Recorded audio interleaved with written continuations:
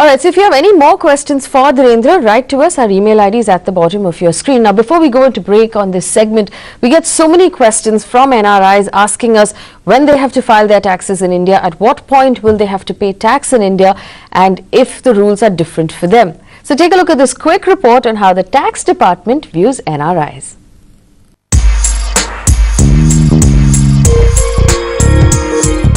So to begin with, it is important for you to understand your residential status, which totally depends on the number of days you spend in the country in a financial year. NRIs can stay up to 181 days in India each financial year. But if you stay for more than 181 days, you will be considered a resident and will be liable to pay tax under the Income Tax Act in India. So if you do qualify as an NRI, the money you earn overseas is not taxable in India.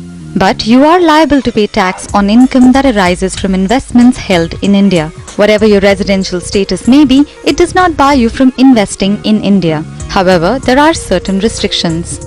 Yeah, the 6 restrictions are the agricultural activities, so which means he cannot buy a farmhouse or cannot buy agricultural land.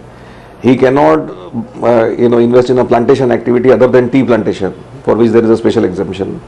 He cannot invest in real estate trading. He can make real estate investment for the purpose of his own occupation or holding, but not for the purpose of buying and selling.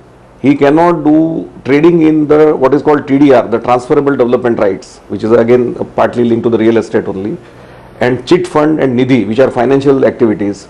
So these are the 6 activities which are basically prohibited. But you are allowed to invest in the equity market. You can buy shares, mutual funds and property. Any income or interest generated from these investments will attract tax. As far as the property is concerned, whatever rental income they are having, on that there is a tax in India. When they sell the property, if it is sold after 3 years, it becomes a long-term capital gain and there is a tax of 20%. They can claim exemption if they reinvest in another residential property or if they invest in specified bonds up to rupees 50 lakhs. Also, they can repatriate the original amount invested up to maximum of 2 properties. So if you plan to start an investment in India, you would be best advised to consult a good investment manager who will make sure your tax liabilities are looked after. Alright, so remember, if you have any more questions, you can write to us on the email ID at the bottom of your screen. Coming up on the other side of this break, Dhirendra Kumar is going to stay with us. We'll talk more about investments for NRIs and we'll give you funds that you can use if you're an NRI investing in India. Don't go anywhere.